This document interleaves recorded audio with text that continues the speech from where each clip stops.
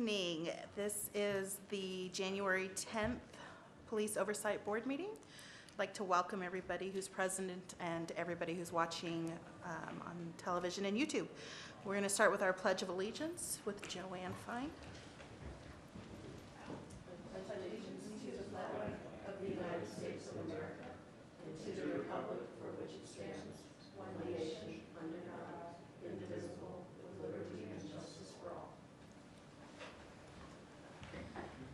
Thank you. The mission of the Police Oversight Board is advancing constitutional policing and accountability for APD in the Albuquerque community. Can I have an approval of the agenda? I move that we approve the agenda. I second the motion. All in favor? Aye. Aye. Vote passes unanimously. Public comments. I believe Ted, I'm going to butcher your last name, Ted, but come on Kaczynski. up. Kaczynski. Thank you.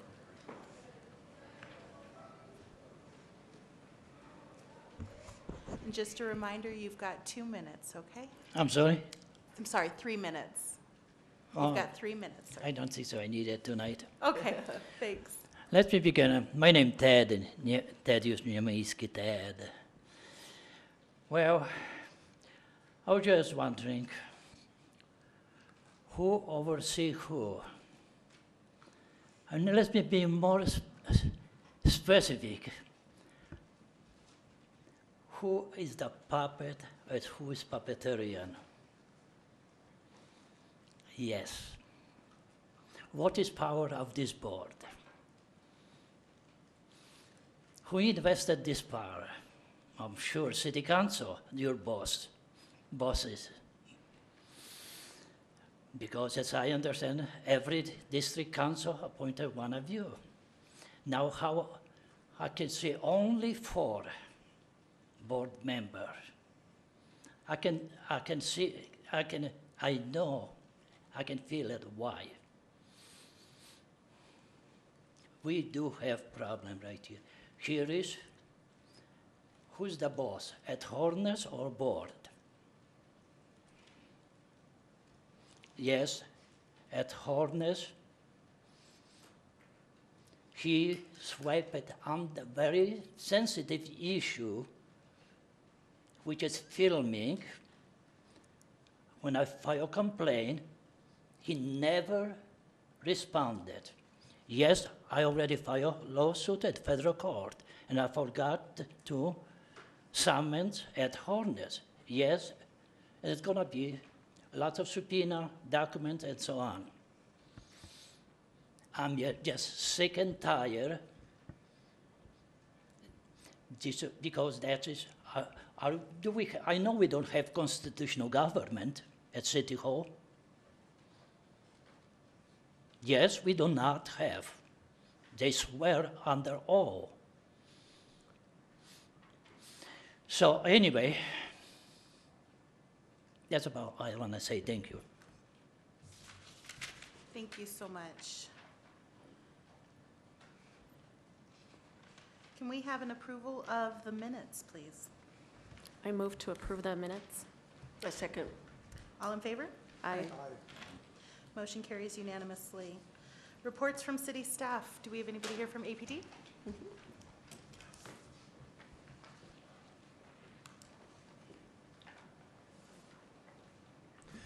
Good evening, Vice Chair Galloway and the members of the board. I'm Commander Velarde with the Albuquerque Police Department Internal Affairs Division. Update for December of 2018. The Albuquerque Police Department responded to 40,411 calls for service, which was an increase of 324 from the month of November. IA cases, total internal cases completed in the month of December were 2, and those were done in-house. Internal cases administratively closed was 8. Discipline imposed for internal cases in December was 1 suspension of 16 hours. There were 52 alerts distributed through the EIRS system. There are 22 pending IA cases for the month of December, and IA cases open during the month were 6. Do we have any questions from the board? Yes, ma'am. Do you have any idea how many cases from IA, either serious use of force or officer-involved shootings, will be coming in the next month? I do not, ma'am. Okay. Thank you. Anybody else? No, All right, thank you. thank you. City Council?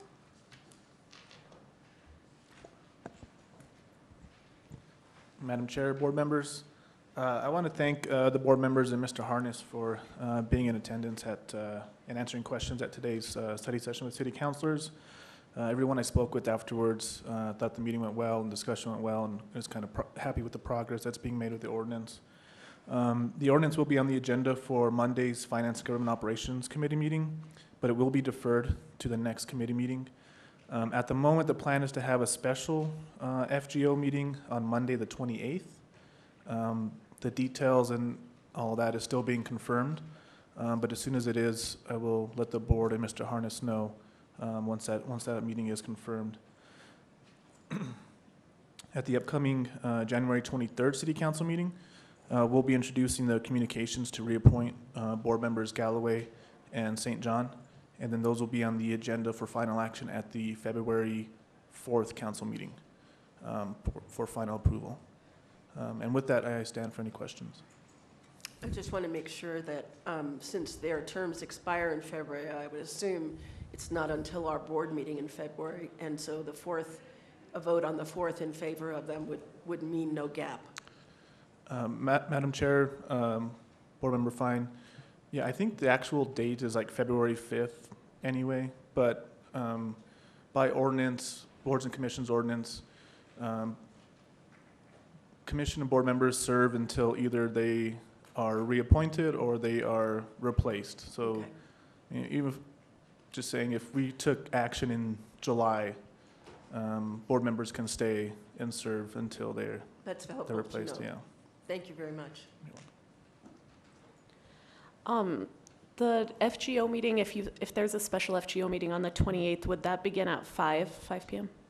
Okay, good. Madam Chair, Board Member Van Deventer, yes. Okay, great. Just because we are indisposed on that date, from 1 to 5, we're doing a CASA training, so. Okay. Secondly, I met with a couple of city councilors this week, and I wanted to ask you, have you guys had any sort of meeting or something where the city councilors have all been brought up to speed on where we stand with the communication stuff, i.e. we don't have any contested issues, therefore communication should be free and open at this time? I got kind of mixed messages on whether or not everyone was on the same page. It seemed like there was definitely progress, but like there still might be some confusion. And I'm wondering if you can tell me anything about that. Madam Chair and Board Member Van Deventer, as far as me personally, I haven't had those conversations, but I'm not quite sure what conversation had happened with our council director and councilors. But I can speak with our director and kind of make sure that we're all on the same page and we have the same message to the councilors about that. Okay, that would be great. Thank you. Mhm. Okay. Mayor's office?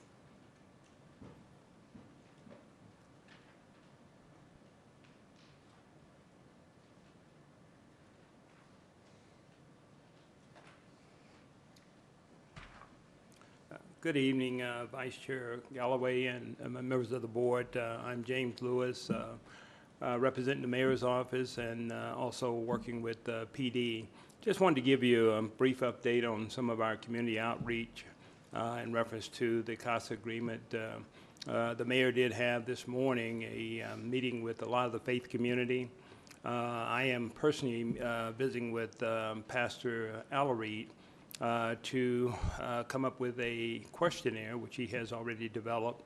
And we're actually trying to ID in just about all the faith community, the type of ministries that they have, the homeless ministries, youth ministries, to try to figure out exactly what they're doing so we can look at best practices and we may be able to share that with other entities.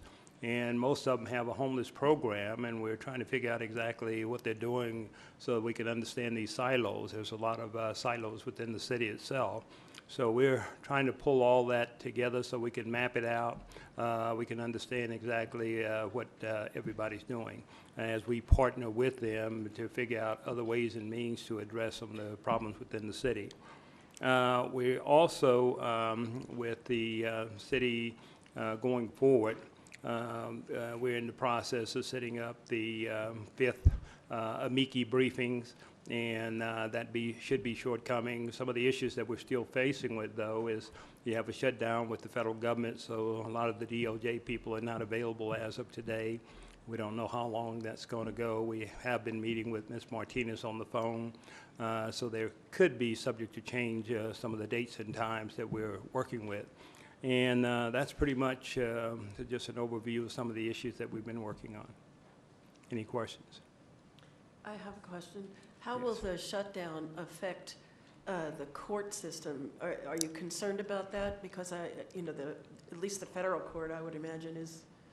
Well, we asked having that problems. question to Ms. Martinez this past week.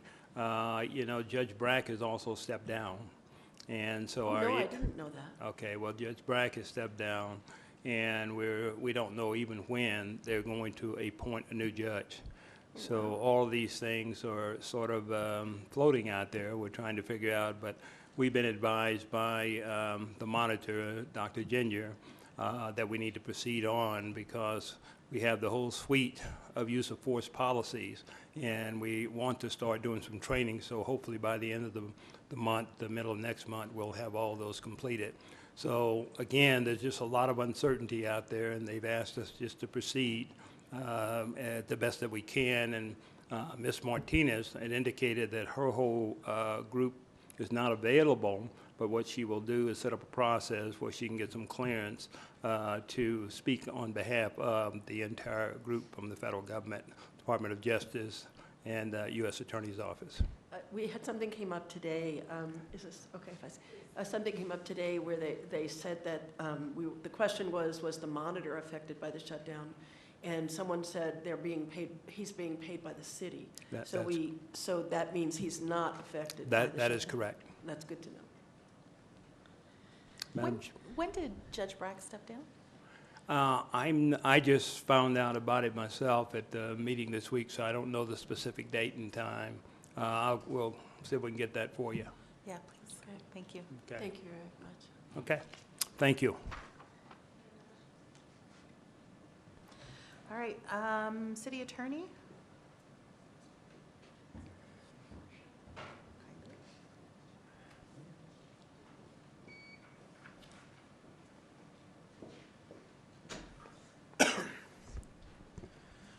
Good evening, Vice Chair Galloway and board members.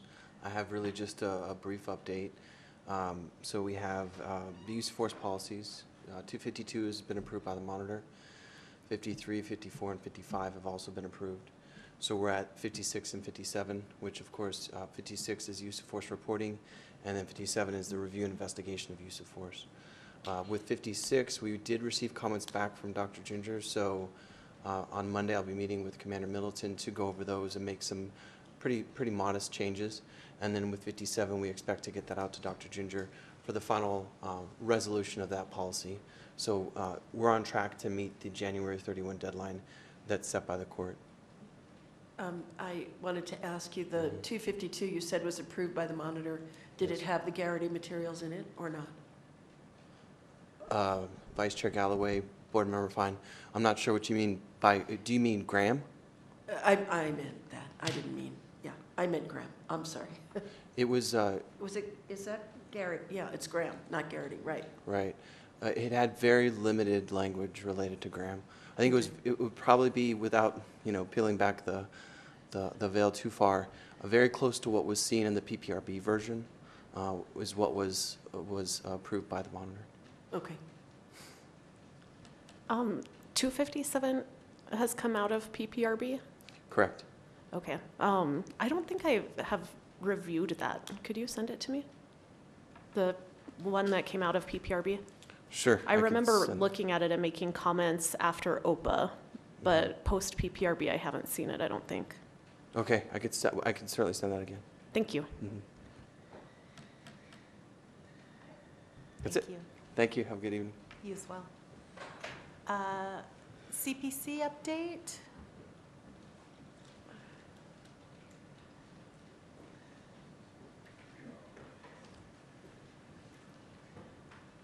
Good evening, Vice Chair Galloway, board members. Chris Sullivan, CPC manager. The CPCs last month had their CPC summit, and I would say we ended on a high note because we got some things across to the CPCs. For example, they're going to standardize their agendas, their annual reports, and their minutes, because previously each annual report looked totally different. So per suggestion of the monitor, we want to keep those in line so it'll be easier to read. Also, the Northeast has a new chair, Vicki Williams. Erica Levis is still going to be on the CPCs, and I believe the Foothills chair is going to step down. So I don't know if he's going to continue as a CPC member or not. That's all I have to report this month. Just so that you have this in the back of your mind, there may come a time in the very near future where we're working with you to kind of see how we can provide more outreach and maybe solicit more board members in the southwest area. And so the CPC, I understand, may be kind of merging with the Valley. Was it Valley? That may be, but we may be looking to tap you and your knowledge in that CPC to recruit for the board, okay? I understand that there's kind of like a lull there for the folks upstairs. Vice Chair Galloway and board members, yes, that's correct, and I would love to see your help. It would be a magnanimous gesture on the part of your board. We do struggle in the Southwest. I won't stand up here and deny that, but one of the suggestions that I made at the CPC summit, I suggested that the council members go to every other month with their meetings, and that has taken legs in several CPCs because the requirement for the CPCs to meet according to the CASA is twice a year. And yes, we are exceeding that, but it's sometimes, you know, I think that the more work could be, more quality work could be done. And the Northeast has taken life that they want to do committees in those off months. Okay, great. Well, we may be reaching out to you to kind of see where we might be able to bolster one another in that area, okay? Okay, I appreciate that. Thanks. Thank you. Anybody here from the APOA? Okay, and then Director Harness? Good evening, Madam Chair, Honorable Board. The data for IMR 9 has been sent out to Mr. Giaquinto and the monitoring team. As Mr. Lewis stated, we have no new date for the status conference for the public presentation to the court of IMR 8. And apparently that's a combination of a couple of things now, the court furlough and Judge Brack stepping down. Second item, I reviewed the companion internal affairs case for CPC 13218. There were 4 officers sustained violations. 1 for being disrespectful to a CYFD manager. 2 for not tagging the video properly. And 1 for a communications operator not putting enough information into a dispatched call. No violations found relating to the matter at the school and the collection of evidence. 3, we received a list of the courses taught at the academy for years 2016 through 2018. The academy is requesting extra time to get us the information for the courses for 2015 and 2014. Once we have that information, then we will go back to Dr. Guerin at ISR and determine which of these are standardized and which of them there can be a comparison in order to do an evaluation in an attempt to satisfy the board's inquiry. The CASA training for the 28th of January from 1 to 4, member fine is not available, so should we reschedule?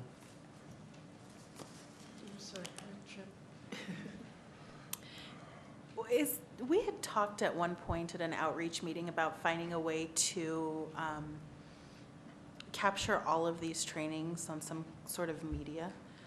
Is that something that we can do? Because I think that if only Member Fine's not going to be available, if we can have an updated training that's available not only to us, but to prospective board members as well, would be good and not have to spend our time. Madam Chair, we can look into the recording capabilities of the room, Okay? and I'll have to get back to you on that.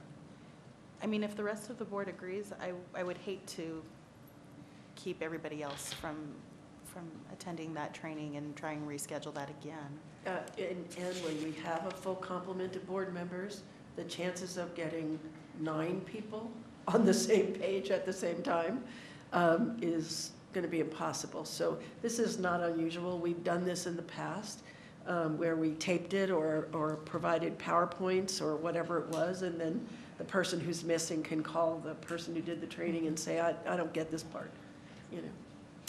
Yeah, if we can do something like that, are you guys okay with that as well? Yeah, I think we should proceed unless Member Fine has an issue with not being No, able to no, attend. I Okay. don't. Madam Chair, Attorney Gooch advises me that there will be a PowerPoint available, and then we'll look into whether or not video can be made available as well.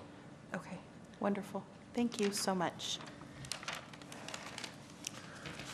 You have in your package a copy of the use of force backlog data sheet from Commander Middleton. This was the information provided to the monitor on Tuesday of this week. This is APD's backlog? That's correct. In the Okay. use of force. The initial thought for rolling out the new Force Review Board will be incremental. And once that is in place, the first cases that will be going before a Force Review Board will be tactical activations that do not include a use of force. After that, they will incrementally roll out the other phases of the Force Review Board. So the initial Force Review Boards will simply be tactical activations. I do not have any information as to when those will begin. Is there something, this says use of force and serious use of force. Is there one for officer-involved shootings, or are they included in here? Madam Chair, Member Fine, those do not include officer-involved shootings. Is there a sheet for that? There is not. Okay. I have are you, the Force Review Board, is that the training associated with becoming a Force Review Board member, or or is it the actual, the Force Review Board is going to first start by reviewing tactical cases? I'd like, can you explain? I'm not sure I understood. Chair Galloway and then Member Dr. Cass, my understanding is that there will be training first in accordance with the new Force Review policy, and then they will incrementally begin the Force Review Board meetings, and the initial ones will only be the activations, the SWAT activations that do not have force. But there will be a training component first, which is outlined in the new policy for all members that are participating. That would be including myself, even though I will not be a voting member. Thanks. So is the holdup of use of force cases and officer-involved shootings because we're waiting for 252 to be completely through the process before the training starts, and that's holding up the parade in terms of the PPRB and stuff coming to us to review? Is that part of the problem? Chair Galloway, Member Fine, that's correct. Okay, that's good to know. Going back to the decisions made in, I believe it was May of 2017, that the serious use of force cases and the officer-involved shooting cases will come to you after they've been through the Force Review Board, so that you will be able to review the entire process of APD's review. And this tells us something about the use of force cases, this report that you have, but not the number of officer-involved shootings. That's correct. Okay, thank you, that helps. Item number 6, the quarterly report to the City Council is scheduled for the 23rd of January, 5 p.m., that's a Wednesday. So any input for the presentation, I would appreciate by the 17th of January. Is that include the annual report that we saw at outreach? Chair Galloway, Member Fine, no, that would be, the quarterly report will be reporting on the last quarter of 2018. So it will be December, November, and October of 2018. Okay, and are you going to talk about the annual report? Because that's not published yet as corrected, right? Member Fine, that's correct. Okay, will you be talking about that in your report? Yes. Okay, good.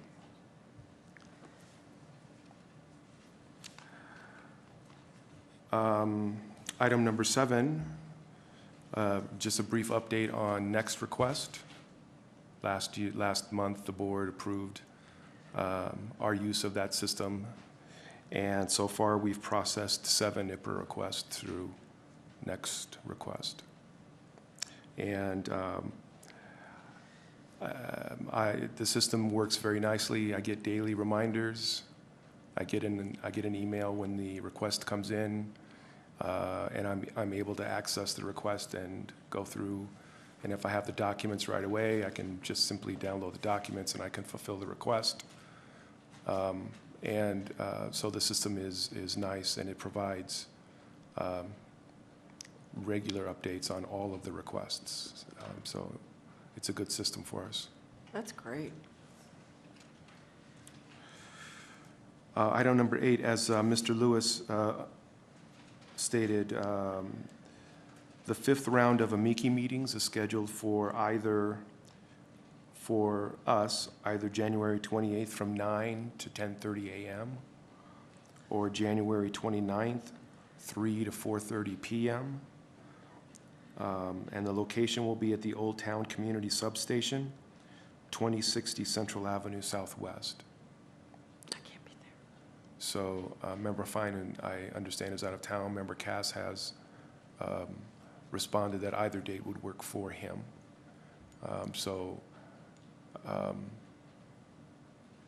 APD is asking that we respond by the 18th of January with our preferred date and time. Yet that's subject, with the shutdown, it's subject to? Chair Galloway, Member Fine, no, this will occur. Whether or not the DOJ is a participant is another okay. question. Okay.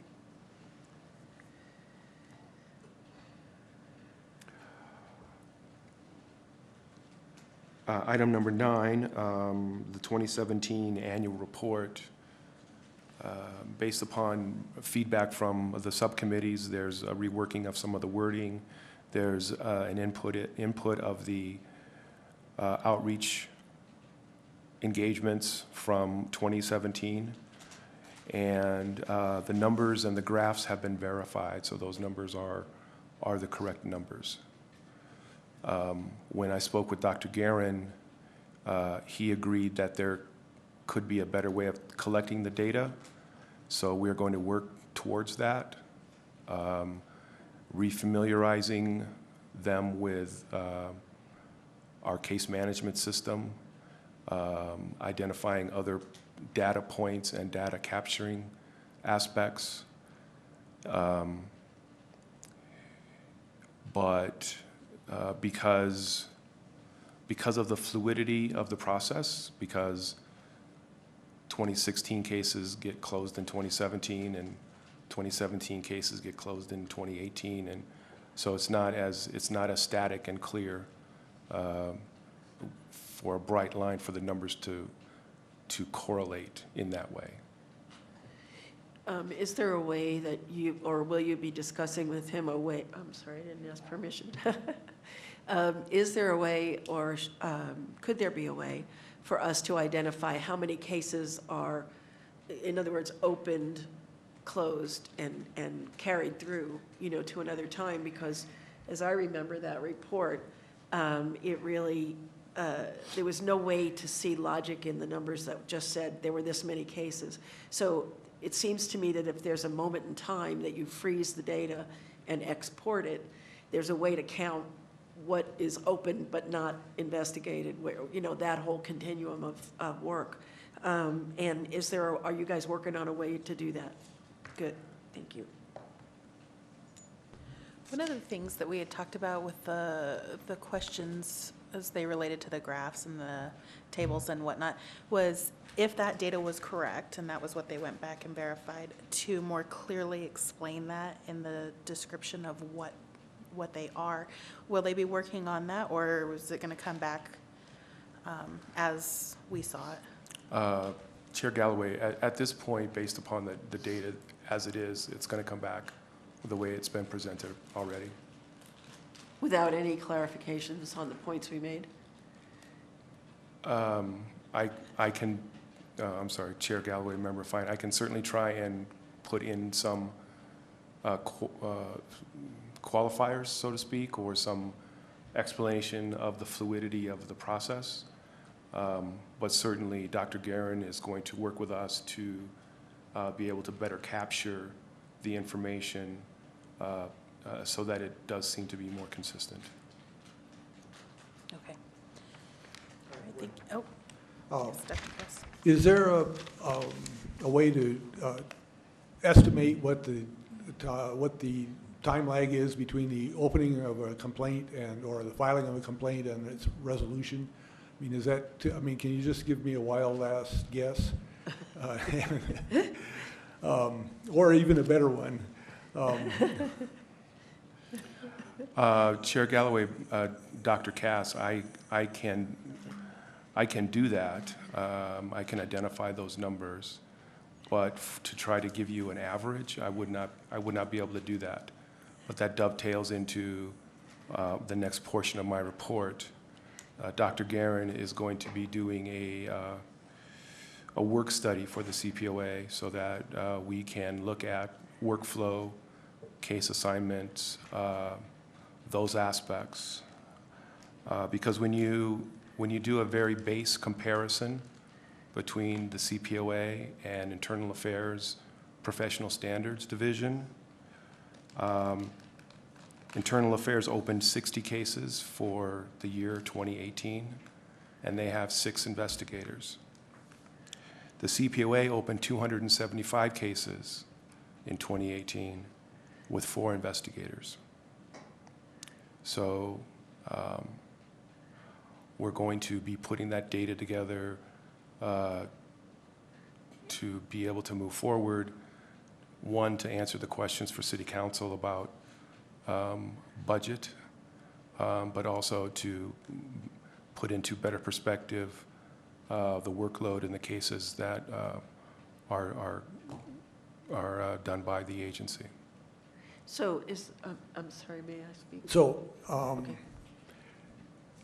I mean, this, obviously, this impacts the ability to describe what really goes on here. I mean, if it takes months to resolve a case, then, like you mentioned earlier, something that started in 2016 ends up being resolved in 2017 or maybe even later. And I mean, it seems to me that that's, just an inherent part of the process that leads to confusion. But I can't say anything more than it sounds like a good idea to address that, and it sounds like that's what's happening. So that's all I have. When we took a look at that report, I'm been working on this for a while, we all have, and I could not make sense of that without some clarification like you've just given us. And when you talk about IA investigations and number of investigators, they also have support staff too, I would assume. And so it would be nice to have a side-by-side comparison, apples to apples. For example, case review would tell you that, you know, a lot of our cases are administratively closed. That doesn't mean no work has happened on them. That's, we want to make sure the staff gets credit for doing the work that they do, but is it possible to have the equivalent of an administratively closed case for them, for IA? And so if you wanted to look at those things side by side, that would be smart to do that kind of a comparison. Certainly, Chair Galloway and Member Fine, we had a very nice discussion with Dr. Guerin and two members of his team yesterday. They're going to start by interviewing the investigators in the office and learning our process and our workflow. And then if we can make an apples to apples comparison, we certainly will try to do that. Certainly, there's on the report this month from Internal Affairs, they did administratively close cases, so there are administratively closed cases. The question will be whether or not we have the same standard as Internal Affairs as far as that aspect goes. And just since we're talking about that aspect, of the 275 cases that you're talking about, for example, roughly, in that neighborhood, does that include the cases that are administratively closed because you don't have the contact information for the complainant or that kind of stuff that should be just pretty, like, I look at this and we don't have that, so we're going to administratively close it? Member Galloway, Chair Galloway, there would be some cases that would not be included in that because we simply know that it's administratively closed, so it would not be assigned a CPC number necessarily. Okay. But these are the numbers of cases that were opened. Okay. Okay. Thank you.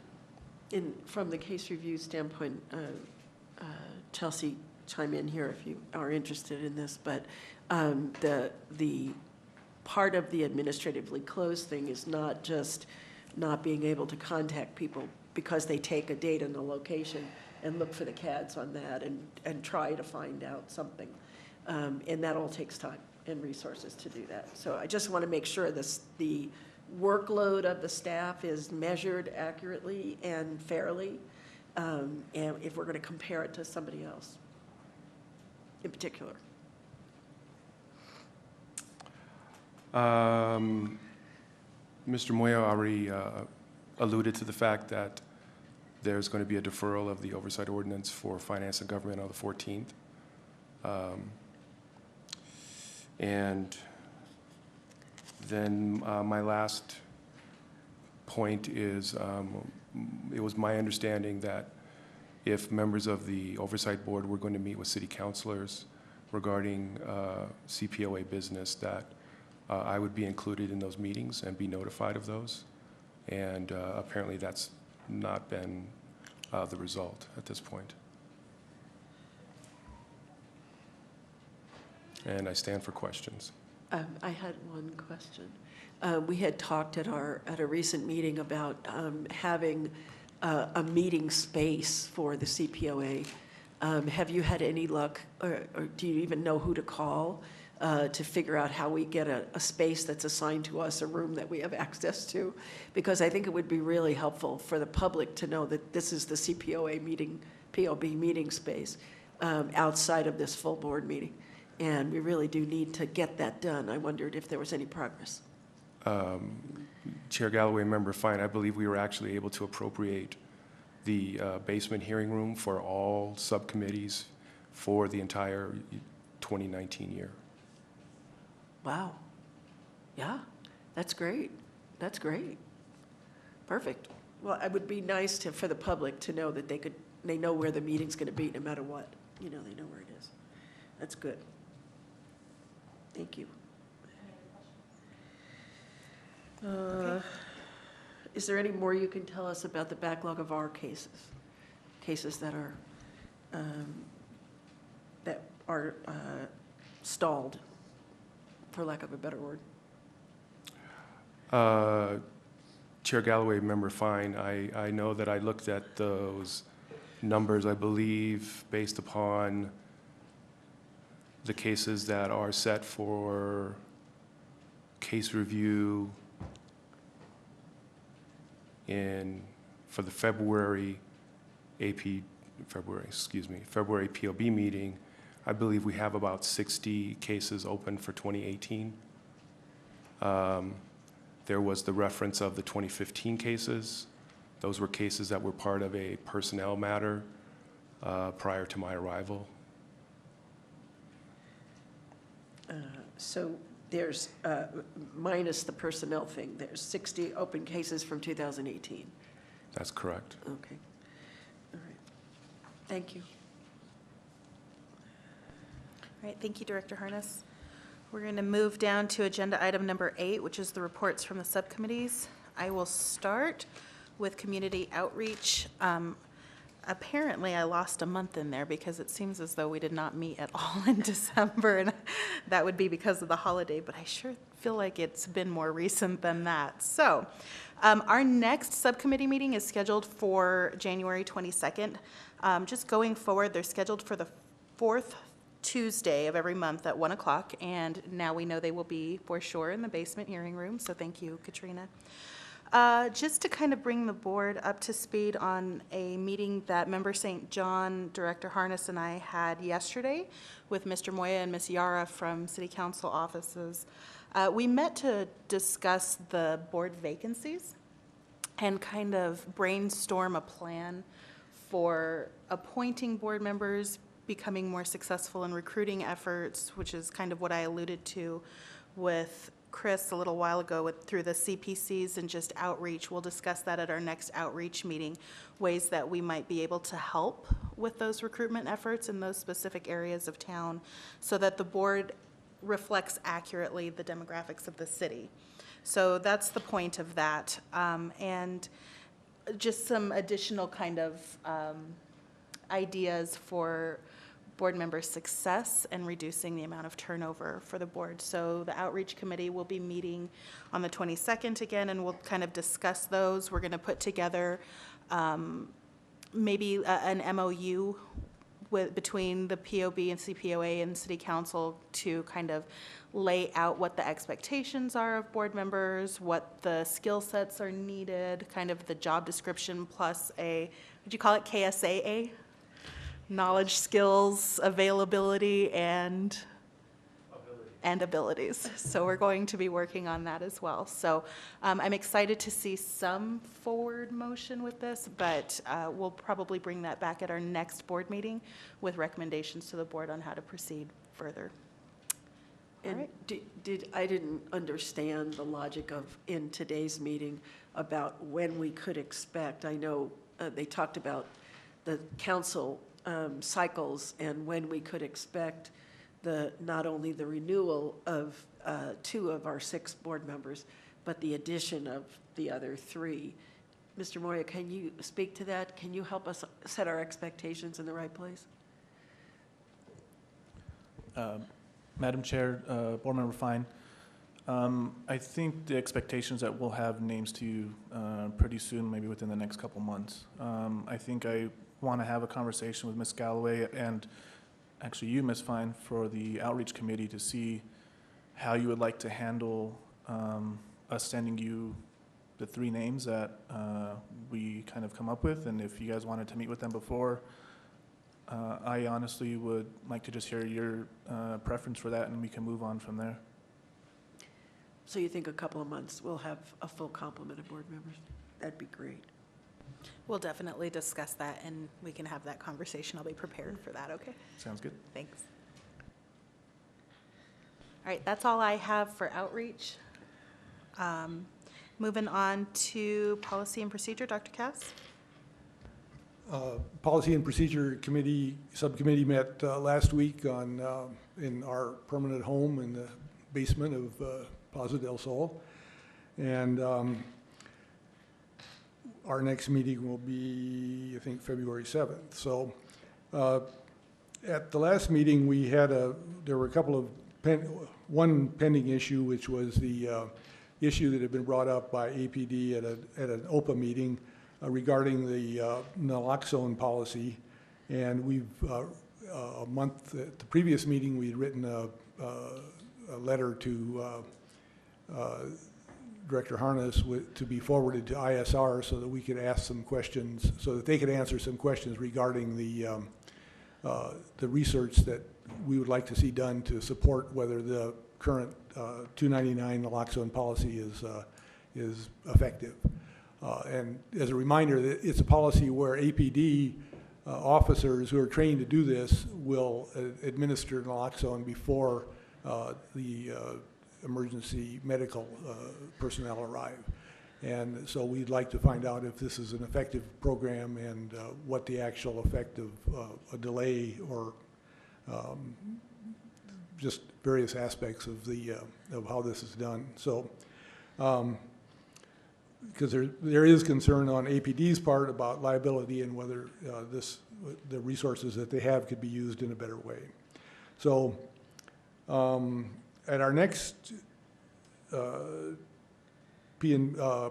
policy meeting, we would plan to invite the city attorney office to discuss SOP 352, which has been, he approached us or approached a member several months ago about doing another review of this, and I haven't yet talked to him officially, but he's sitting here, so he's hearing this for the first time. So we'll start working on that, and we'll communicate more later. Regarding OPA and the PPRB, OPA has been essentially not going to meet in January, and there's a large, they're going to restart in February for a variety of reasons. At the last OPA meeting, or the last couple of OPA meetings, the important policies, I think, or the significant policies were the cell site simulator technology went through with what's almost a recommendation, but not quite an endorsement from ACLU, just saying that this had been fairly thoroughly researched, and they were confident that there was, detail had been, or attention had been paid to the detail of this policy. A recent policy that went through OPA was the sex crimes unit, which is a new SOP, and there was a significant discussion about how this was a policy that had significant toll on the person that, on the sex crimes unit, and in particular one particular person, because all the cases tended to go through her. And so there was quite a bit of discussion about what could be done to alleviate that, and I think there were several recommendations that came up that were, that are going to be considered. As far as PPRB, the next PPRB meeting is tomorrow, and the on-body recording devices is sort of the featured policy for that.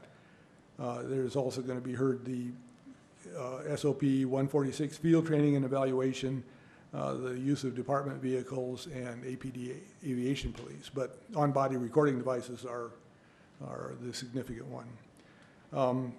As far as there's a couple of loose ends regarding policy, and that is we've been negotiating to get raw data from APD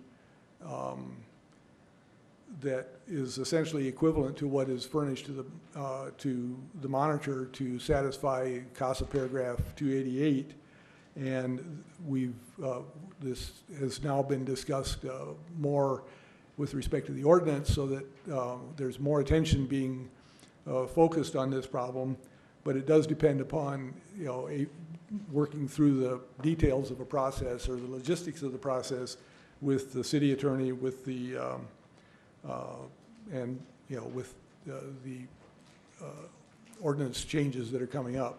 So I think we're moving forward, but it seems to be it's a slow process.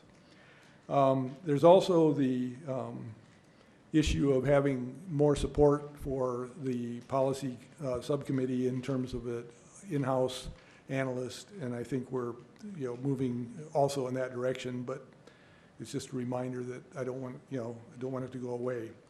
And then there's an old issue that has to do with getting the city to take a look at whether they have some capability to put our policy information and database online. And we had discussed this several months ago at POB meeting, policy meeting, so that's still pending.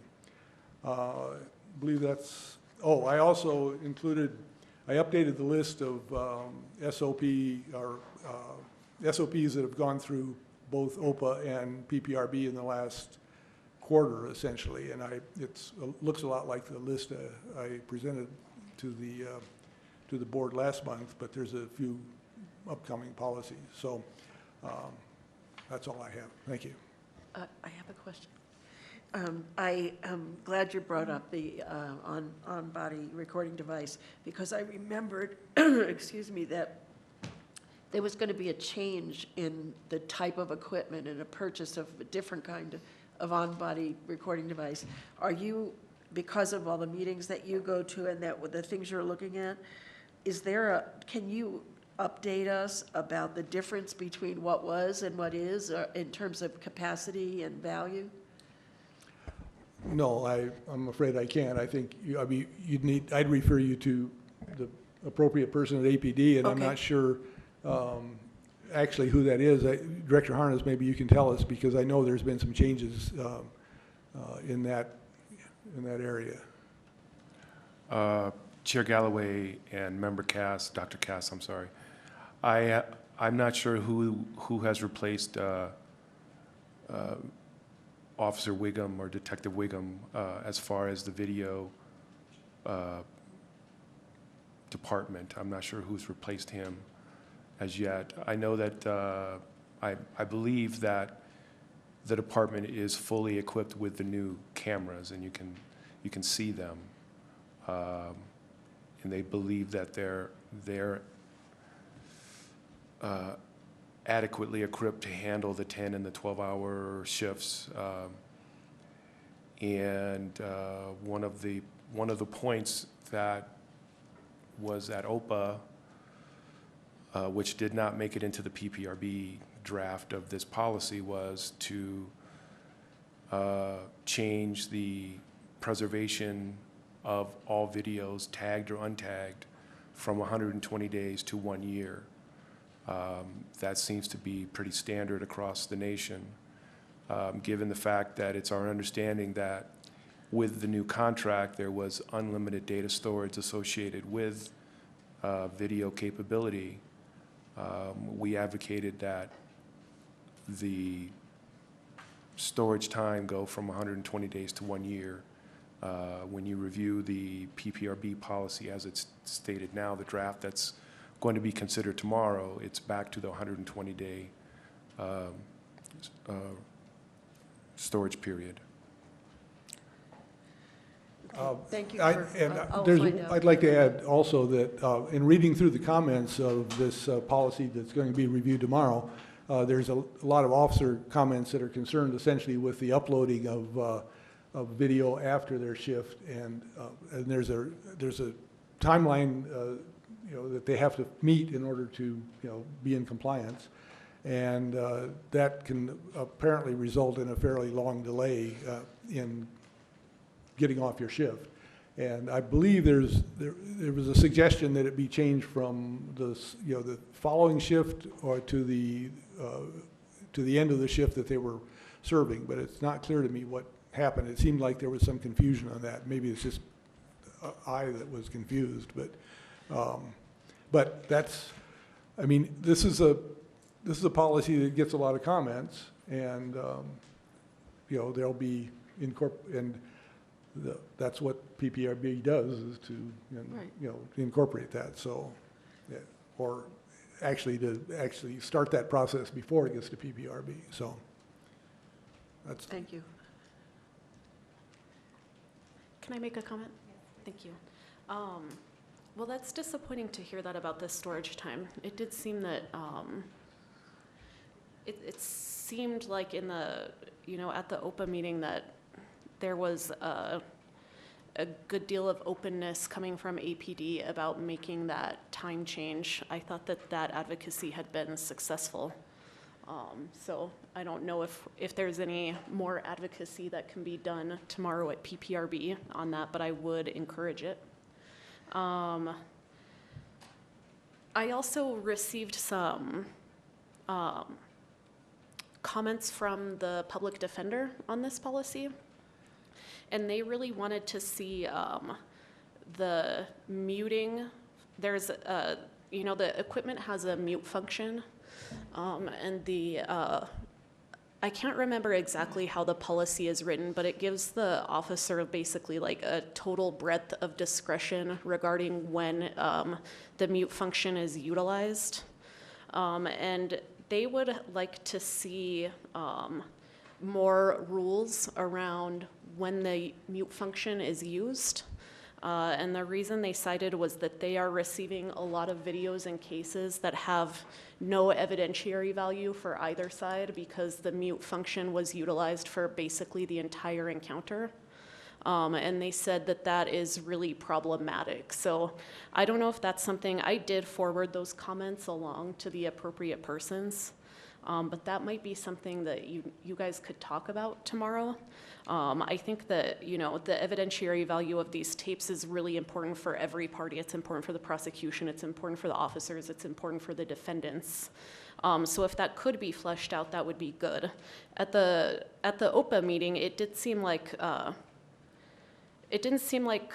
there was any resistance to fleshing it out. It just seemed that it was kind of such a cumbersome thing to do that it didn't really go anywhere, the different brainstorming that was done about fleshing that out. So I don't know, it might be a good thing to consider, even though we are getting closer to the end of the process. So I kind of just wanted to throw that out there. But aside from that, I really appreciated all the work APD did on the OBRD policy. I would like to see that 1-year storage time in there, but I think otherwise I think it's a pretty nice policy that we have. I have a question. The mute function, I'd be interested if your policy review committee could tell us, educate us, the board, the rest of us, about when it's appropriate to use a mute function. I mean, it seems to me that would be a bad idea all the way around for all the reasons you just said. So if there's a policy that says you can mute when this is going on, I'd like to understand that the next time we have a board meeting. Okay, let me try to remember to put it on our subcommittee agenda. I don't know, we might be 2 minutes too late to make a huge impact on that part of the policy. Well, it just would be good to know. Yeah, I know the thinking of having that mute function is to allow for, privacy, for some people to give private information, or if, some limited conversation between officers, that sort of thing. But yeah, it's just left, the way it's in there is just, 100% discretion. And then when you have too much discretion, the result you always get is arbitrariness. So it's better if you could have, in my opinion, it's better if you can have at least some guidelines around it. It'd be nice to know what the approved usage of that is. Yeah. We can definitely look at that. Well, we can read real quick. Not entirely right. Sorry. We can read real quick if it would be helpful for you, the mandatory recording incidents versus the non-recording incidents. This is different. This is when do you employ the mute? No, I know, Oh, but sorry. just to kind of give what the mandatory recordings are. I'm still kind of perusing for the mute, though. I don't know if that would be I think we should helpful. just wait till the next meeting. Well, the problem that I have with that is we were asked by Michelle Campbell at APD to direct Dr. Cass's vote Oh, at okay. tomorrow's PPRB meeting. So if that's a discussion that we want to have, I think we need to have Okay. it today. Good point. So if you'll forgive me. And Dr. Cass, as I'm looking, oh, hi. Are you going to rescue me? Vice Chair Galloway and board members, so several questions have come up. I think your first question, Board Member Fahn, was about the new cameras. So toward the end of, I think it was 2017 now, the department purchased some new cameras with more capabilities. The additional capabilities involved CAD integration. So if I'm an officer and I record an incident, I don't have to go through that step of matching the CAD number or the case number with the recording. It automatically does that now. Great. Another thing that happened with the purchase of the new cameras, there are more of them. So now officers have 2 cameras rather than just one. Most of them do. I think they still are wrestling with, personnel that don't necessarily go out in the field, having a camera, or maybe some that have administrative roles and getting those out to field personnel who really need them. The storage, that was another thing that was increased. I think there also was an ability to increase the, so as it stands right now, if I'm an officer and I press the record button, it goes back 30 seconds. With the new cameras, there's an ability to go back farther than that. I remember that being another function that was added. So that, I hope that somewhat addresses your question. Now, with regard to the mute function, the policy just addresses case strategy or tactics. So if I'm an officer and I'm talking about an approach to a house where there's a domestic situation, and I want to talk to my officers about how we're going to do that, that could be a circumstance where it's appropriate. The policy also requires officers to provide an explanation for why the mute function was used. So tomorrow at the PPRB, we certainly can have a more robust conversation about what that draft looks like, and if there are holes or the need for additional provisions, I think there's an opportunity for that. With regard to the contact for this policy, it was some time ago Officer Wiggum, and most recently it had been Lieutenant Sather, but I believe Who is talking besides you? Do we hear talking? Yeah, someone back there. I think that door's open, but I think they stopped. Okay. But Lieutenant Sather, so he's been the recent touch point for this policy. I believe he's a retired or retiring. So I think that captures most of the questions that were raised, but certainly I can stay up here as you have your discussion. I've completed my comments, so I don't have anything else for you, Mr. Schmidt. Okay. Thank you. Okay, so then I think we need to decide if we want to move that policy forward in the process. Well, I think the And thing that's, I'm gonna that defer to other these than two. what Dr. Cass has already said, I think that I agree with what he said and what Chelsea said about our concerns about the length of time. What's the value of having a camera that can, that you can hold on to and has the capacity to upload everything for a longer period of time if that's not what you're going to choose to do.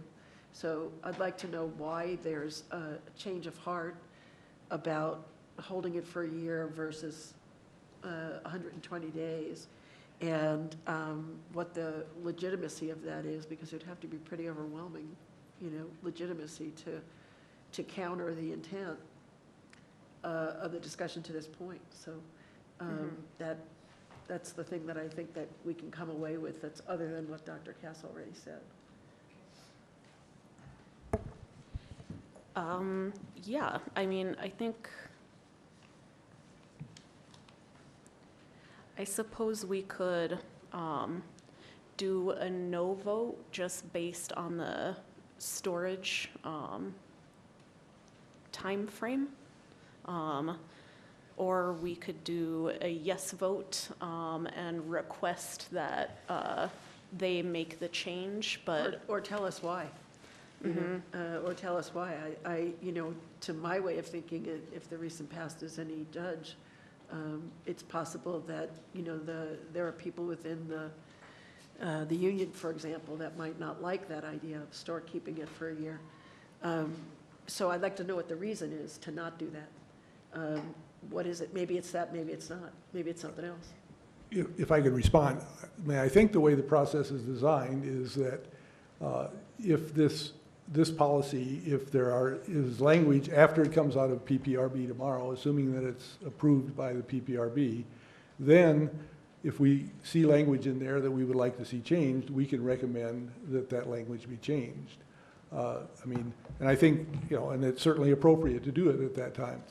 It seems to me that it's better to do it that way rather than to anticipate that it won't have the exact language that we want. Because there's lots of issues in the policy presumably, and we've identified One of them. one of them. Gotcha. And so if we want to get, you know, and you know, again, whatever we recommend is, you know, isn't necessarily what's going to end up as in the final policy. But I think it's a way to make our recommendations after it gets this far and it's been refined. I mean, it's not like it's not a hopeless policy by any means. It's a very good policy, I think. Right. And we can raise our objection to a particular feature of that policy that we think could be improved. And I think the appropriate time to do that would be after it gets through the PPRB. So, Okay. you know, my plan, unless directed otherwise, would be to vote in favor of, you know, moving this policy forward because it has been vetted repeatedly.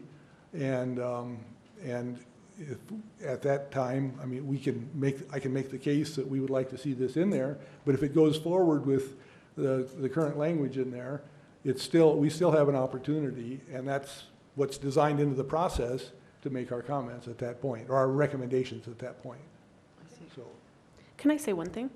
I think that makes sense as long as we are clear when we make that vote that we still intend to provide or possibly provide further comment or contribution, because when the 252 thing happened, if you'll remember, you know, members of APD came and said, well, we don't quite understand what's happened because you guys voted for this, you know, your director and your board member voted for yes on this at PPRB. So I think there could be an interpretation that if we vote yes, it's an endorsement of all of the language and that we intend to, you know, approve it again at the next stage. And so I think we need to just make sure that if we vote yes on it tomorrow, that we're being clear that we still consider the policy as in a development stage and we will have more.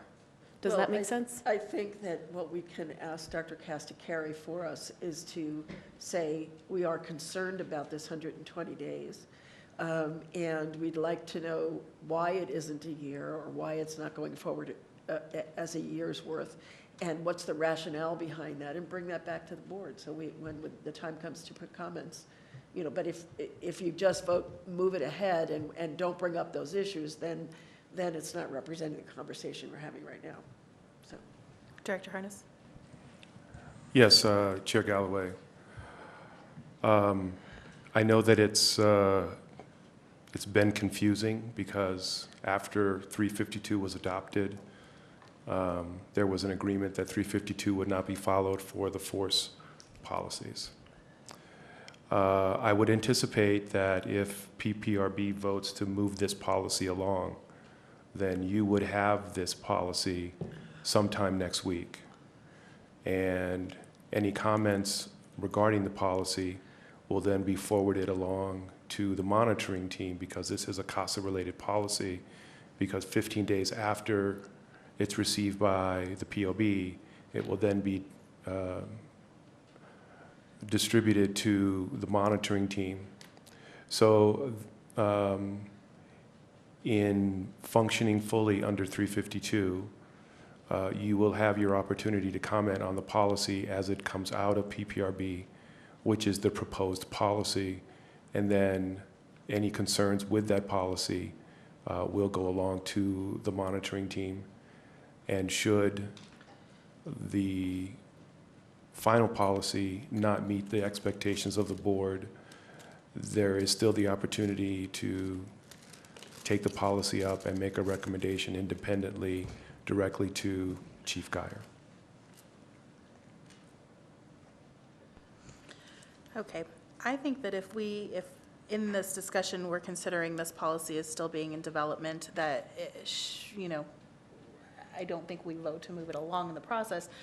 being mindful of the fact that we only have one vote at the table there anyway, so it's probably going to come before us exactly like it's supposed to, following 352. I just like to make sure it's brought up in conversation. Exactly. In the meeting itself. Exactly.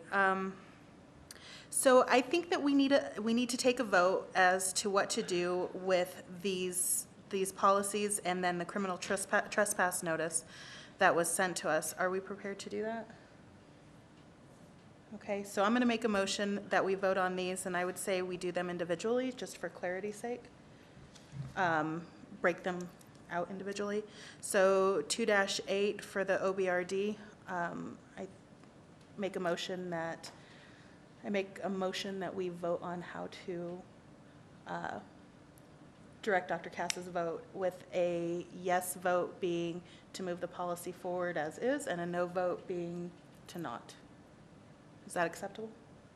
I don't understand. I just think we're talking about discussion points, that's all.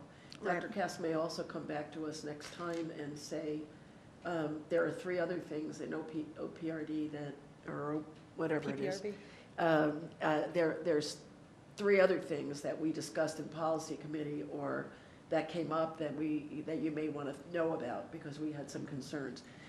Those are the kinds of things that I think coming from policy, the committee, to this board are really valuable pieces, because you're studying these policies in a way that the rest of us aren't. Right. So, you bring up a really good point, Dr. Cass, when you say this is just one thing, there might be other things. So for me, I would like to see the report that you give at these board meetings to say, here's the 4 things we discussed that we had difference of opinion on, and we're going to bring it to PPRB, and we're going to bring up those concerns. And when we come back to you, we'll tell you what we learned. Because it may be a misunderstanding on our part. It may be they changed, you were convincing and they decided to change it. So that's what I'm talking about in terms of process for the policy committee and interacting with the board. Can I ask a question? So, yeah. Dr. Cass, if at tomorrow, at the PPRB meeting, would you agree if we just, directed your vote yes, which is how you want to vote on it tomorrow, would you agree to just bring up the time storage issue? Yes.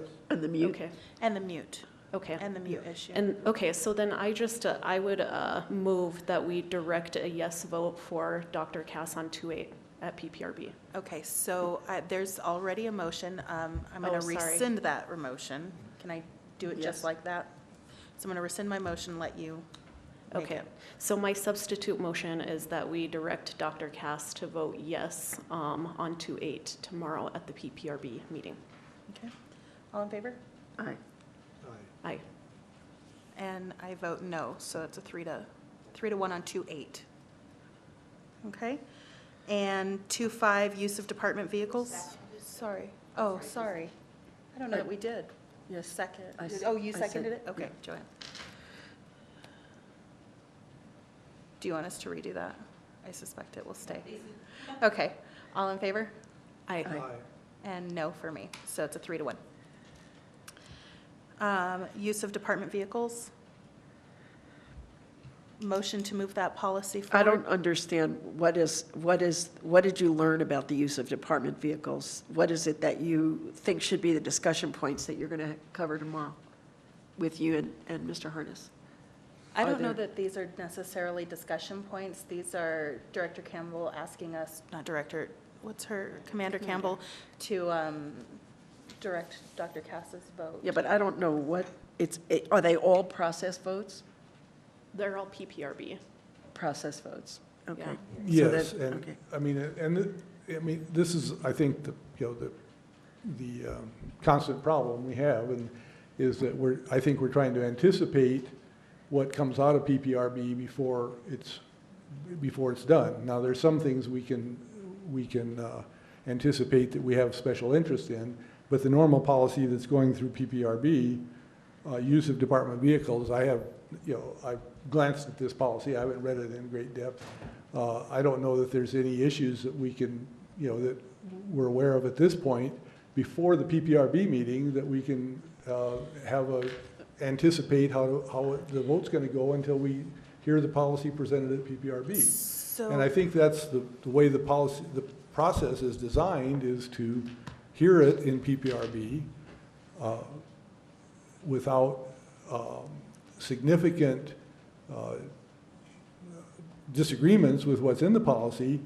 You vote to move it forward, and then if you address the remaining differences after it comes out of PPRB, when we have 30 days to make that recommendation. So I think if we do this, we can do this for every policy, but I don't think we're acting on very complete information when we do. I disagree with that wholeheartedly, because these policies that are going to PPRB tomorrow were sent to us for this very purpose.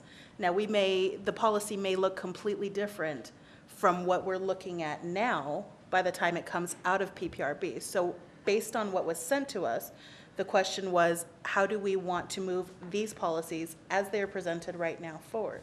That's the best we can do. The discussion may change the way that they look, but I think that's the best we can do, is go with the information that was sent to us for this very purpose. And then once it comes out of PPRB and we see that draft, then we take a look at that draft and decide how we want to move forward with that. But she asked us to do this, and provided us the policies to do it. But it's all procedural, is I think Dr. Cass's point. It's all a process. I think it's a matter of opinion. Okay, well, I just want to make sure that I understand it. Here's what I don't feel like I'm getting. Pre or post PPRB, I'm not getting the work of the committee to say, okay, we looked at this thing before PPRB, here's the concerns we have as a committee. We're bringing those up in the PPRB discussion. We're going to vote to process it, and then we're going to come back to you and tell you what happened. That's the part that's not happening, or at least I don't see it happening. So that's what I'm suggesting, is that we have a pre-discussion and that you use that information in your discussion at PPRB tomorrow, vote to process it, fine, and then come back and tell us what happened. I think that's a fair point. I would say that has not really happened at Policy and Personnel. Yeah, we're still kind of Policy and Procedure. Finding your way, yeah. Our groove with that, if I may respond, I apologize. Just because there are, hundreds of policies and so many, it's happening all at once, and some of them are really salient and some of them aren't. And so we're not doing a deep dive on every single policy. So, there are policies on here for which I'm not prepared to direct a vote, and I would suggest that we just allow Dr. Cass to use his discretion, would be my opinion. But it has to come back to us. We have to understand what happened. We have to understand it going in, and we have to understand it coming out. So whether or not you vote to process it forward, the content, certainly you would read all the content prior to the meeting tomorrow and share with us what you think is great, what you think needs work, what you're not certain about. You're going to ask questions about. Those are the kinds of things that help us learn, the rest of us, not on the policy committee, learn what you learned. We value your knowledge, and we can't all do everything. So that's why I'm saying it needs to be that kind of a discussion. Whatever the vote is, come back to us and say, it worked, it didn't work. Here's what I learned that I didn't know before. Keep us with you. I agree. I agree. If I can respond to that, I think that, the process is that the logistics of the process doesn't allow, I think, to do exactly what you said, which is that, for example, I think we got this PPR, these policies within the last week. The PPR, I'm sorry? On Monday, It was, that's but right. the draft date is 12/4. The Policy and Procedures Committee met last Thursday. So we didn't have access to a policy. The rest of us didn't even get it. And I think, all of the policies can be distributed to the POB. I didn't get it. They're all made public at whether the distribution includes all of the POB I don't know, but in fact, the policy may not be ready. The policy may not be ready for that much advanced review. because it's being modified after it comes out of OPA. And so a few days before the PPRB meeting, we get notice of the policy. The policy committee doesn't have time to review that. So so the review takes place at the PPRB. Then, after it comes out of the PPRB, whatever draft that is, whether it's rejected or not, you could take a look at what has been presented at the PPRB and decide on recommendations at that point. And so that's the way the process is designed. Now, That's I think their this, process, though. I'm asking about our process. Yeah. well, and- but we have to, adhere to, their process is Well, what of course you do. determines. No, I think she's absolutely. just talking about our review of policies at the Policy and How Procedures do we learn, Subcommittee. the rest of us? And in all fairness, these policies, the PPRB draft date on each of these policies, as we received this week, 11/13, 12/4, and 12/20. So in theory, we could have, as a policy at PMP, we could have reviewed all of these and come to this board meeting for a recommendation. Now, this is a learning opportunity for us, right? Like, we did have access to these drafts prior to our policy and procedure meeting, where we should have discussed at that meeting, I think is what you're saying, where we might have issues with these policies and come to this board meeting and presented that to the board, to the full board. I think that's a fair criticism and a fair recommendation. And I want to say that, Let me grab Chelsea real quick. okay, sure. Okay. So this is a conversation actually that we started a few months ago and never finished. And there are definitely, it's easy to have two minds about this because we are built in to the process after PPRB, and logistically, I mean, even though it could be possible, it might be incredibly onerous for us to get to everything that's going through PPRB and get it up here. We kind of had that conversation when 252 was happening. So I would suggest that we kind of table this conversation right now, and that we take it, we resume this conversation at PMP and finally make a decision on this part of it, because in my opinion, that has been outstanding for a while. And then we kind of report back, maybe we could write something up and like really bring clarity to ourselves, those of us that are on PNP and the rest of the board about how this is gonna work. I want to say two things. First of all, I have to give credit to the Policy and Procedures Committee, because until Dr. Cass took it over, we never got any information that was usable to us. And I'm asking for there to be more. So I first want to compliment the process that's been put in place. I think it's also perhaps too onerous to think about all the policies. So it's worthy of conversation for at least the Policy and Procedures Committee to think about whether or not we start with the 37 policies that were in the CASA to start with, and forget everybody else for now, okay? Because it's too onerous. I mean, even 37 is gigantic. So Well, could and the it's also committee about the decide? dates, when does the PPRB meet, and how is that gonna correspond or not this month with when the PMP meets, et cetera? That kind of stuff makes it really hard too.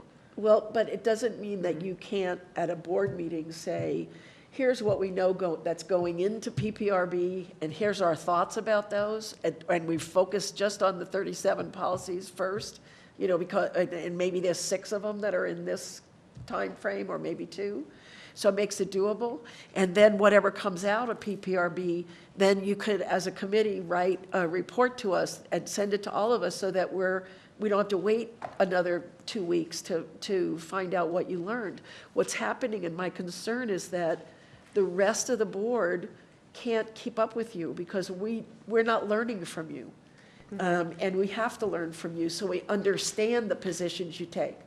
We don't understand that now. So I would ask you to take all of that back to your committee and figure out our process for how we're going to educate each other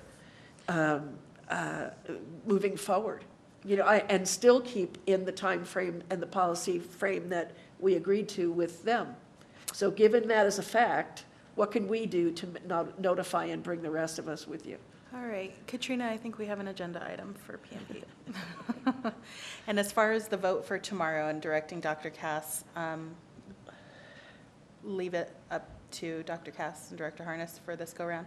What I don't want to do is I definitely don't want to say that we are going to become rubber stamp at PPRB. I don't want that to be the assumption with this. But if we're not prepared to direct his vote, then I think that's the best we can do. Yes. See, for me, my own personal way of going about this has been, like, if I see a policy that I view as extremely important to this work, then I'm kind of ahead of it. So I read this way back at OPA. But for the ones that I don't view as being as salient to Oversight's mission, then I just wait until the part of the process where we are built in, which is after PPRB.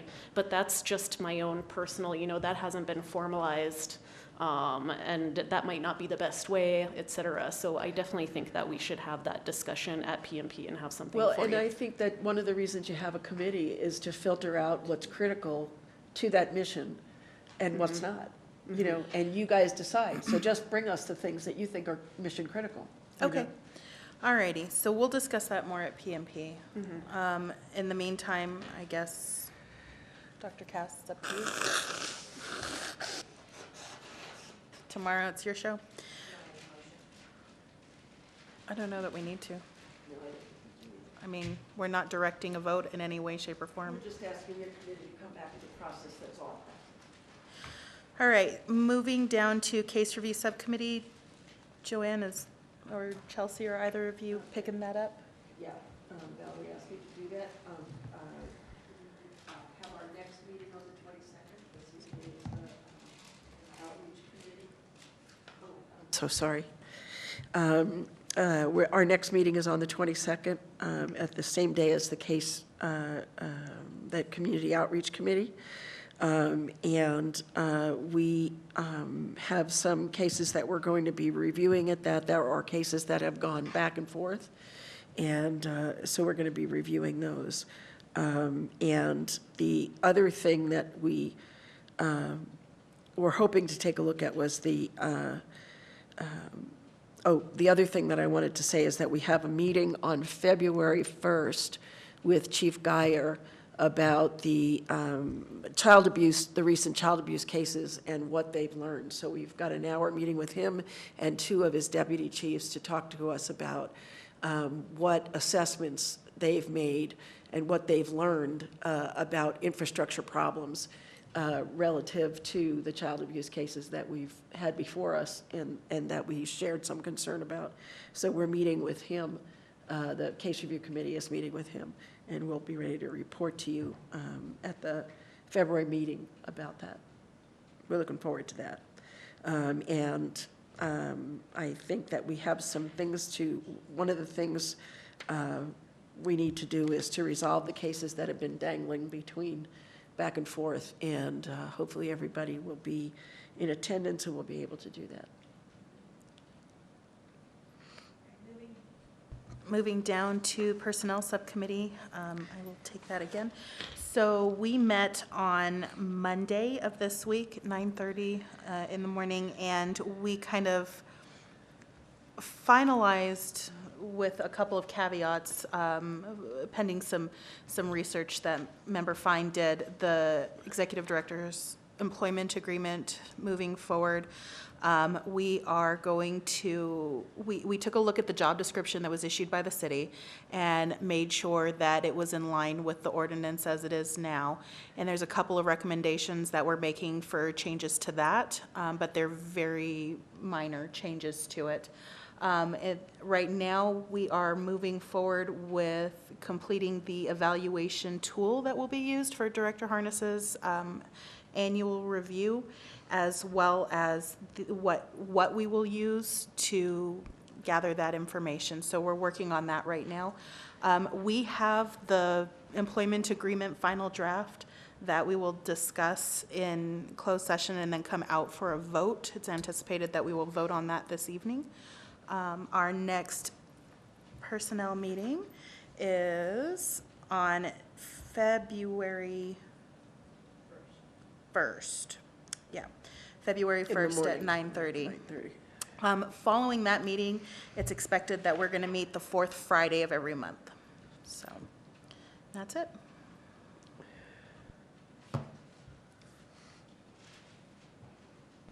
Moving down to item 9 on the agenda, discussion items. First one on the list is the ordinance amendments. I'd like to talk about that. We had a meeting, a great meeting today with all the city council members were there. And we went over since our last board meeting, we had, I think it was since our last board meeting, we had a meeting at the Department of Justice, the U.S. Attorney's Office, with the Department of Justice people and the monitor and all the folks from the city that were involved in this. And it was a great meeting. We really learned a lot. And the proposed changes in the ordinance are changes that they were trying, that it was obvious to us that they were trying to make it less turnover and easier for board members to serve as board members. We had a great conversation today about those the ordinance changes, and also APD Forward, which I can't thank them enough, all the members of APD Forward. APOA provided some feedback, and others, the council staff, of course, as well. So we felt like it was a really healthy conversation, and led to some understandings that weren't there before. And so I think on both sides.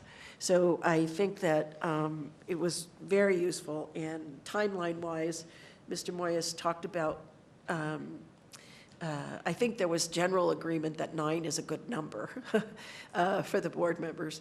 I think we made it clear that it's impossible to do this amount of work without having a full complement of board members, and 9 is way better than 7. But we did have some conversations about how to recruit board members and how to make sure that we set their expectations at the right place, because this is not just any old volunteer gig. This is a time-consuming, study-related, a learning curve that matters, chore and blessing. And we're all committed to this because we believe that the relationship between the community and the police department really matters. And we need volunteers to serve on the board that will be able to give up some time, donate some time to make that happen. So I think we had a great conversation. Is there anything else you want to add?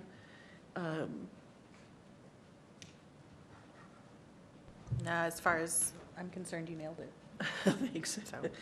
Thanks.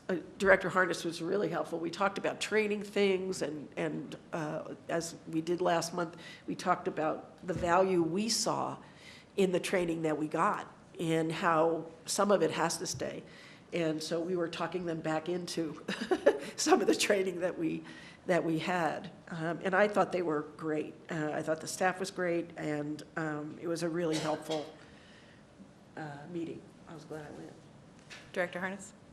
Yes, Chair Galloway, the only thing that I would add to Member Fine's summation of today's meeting and the build-up to today's meeting and study session is that the board and the public should anticipate that there will be a rewrite of the amendments to incorporate the comments from the stakeholders as presented, as the board as the City Council believes are appropriate for the ordinance. So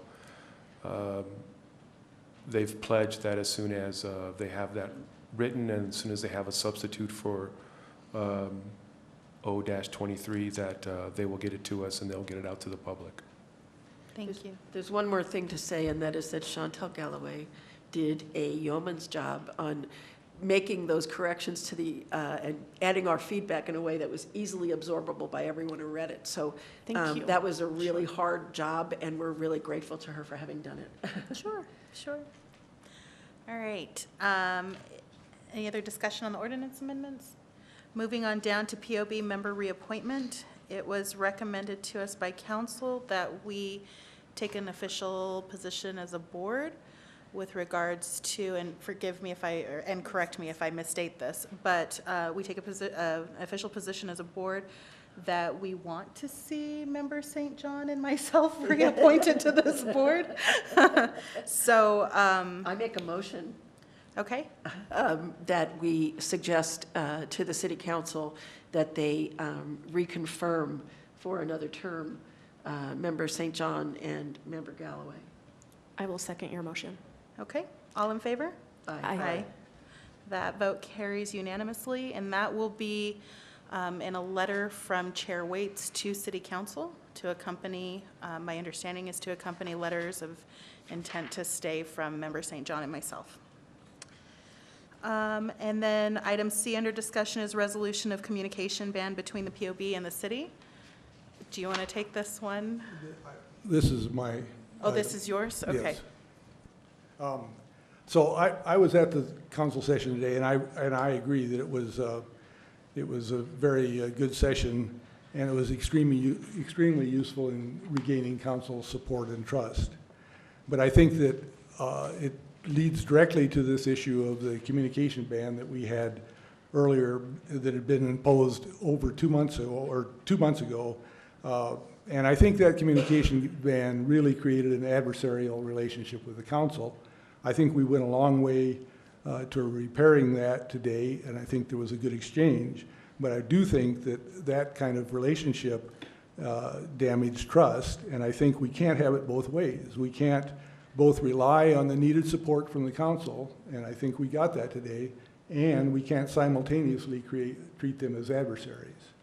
And so I think we need the ability to freely confer with city council and the city attorney office to accomplish our mission.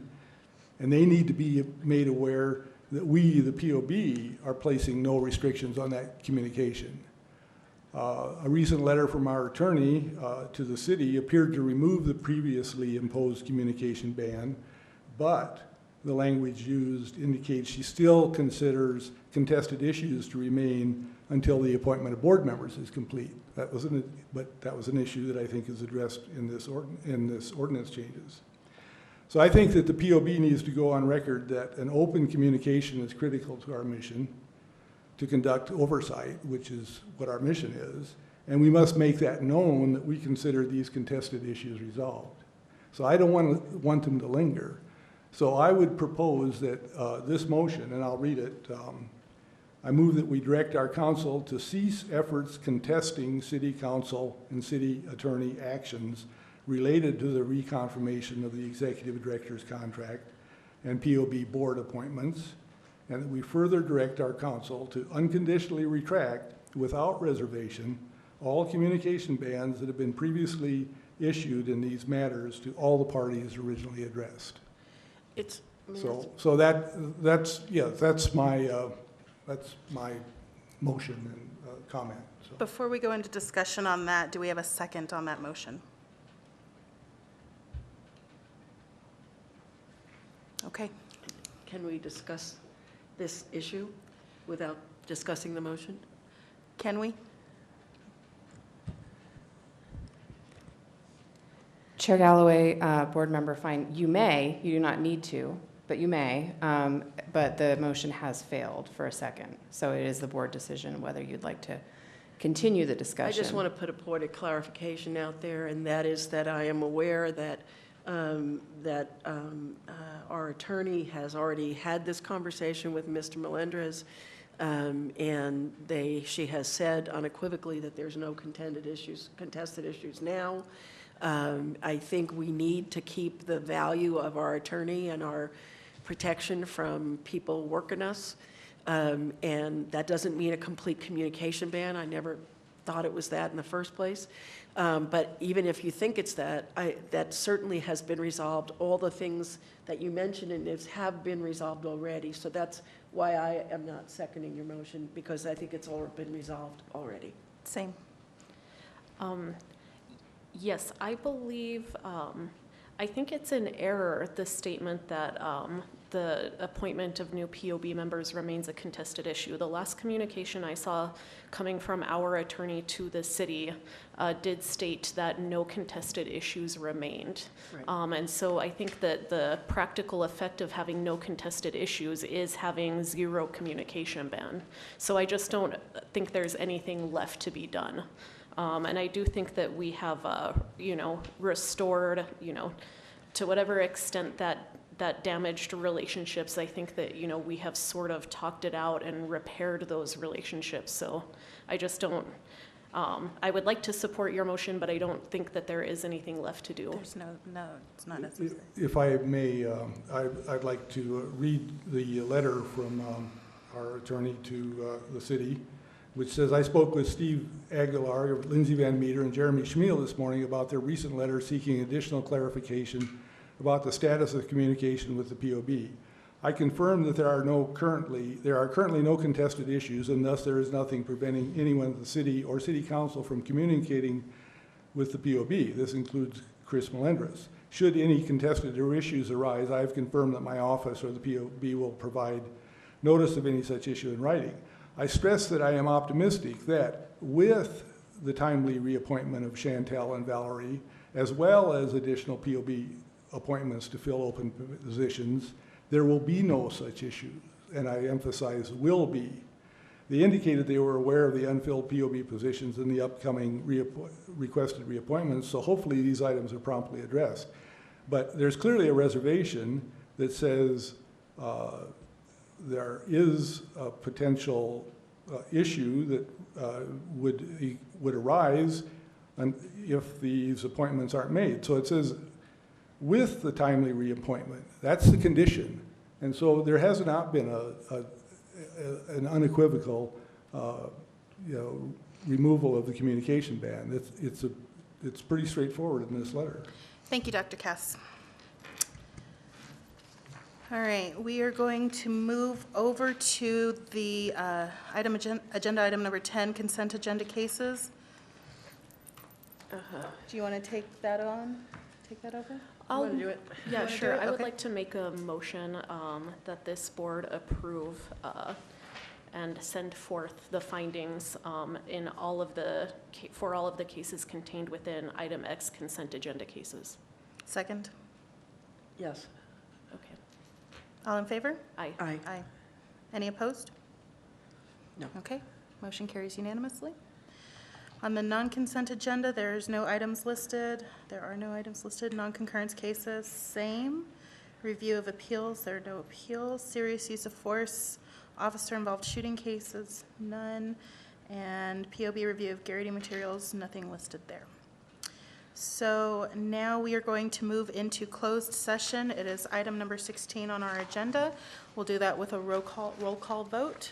First, I'll make We a need a motion. A motion, sorry. A motion to move us into closed session to discuss items A and B. I'll second it. And a roll call vote. Yes. Yes. Yes, Yes. we are now in closed session.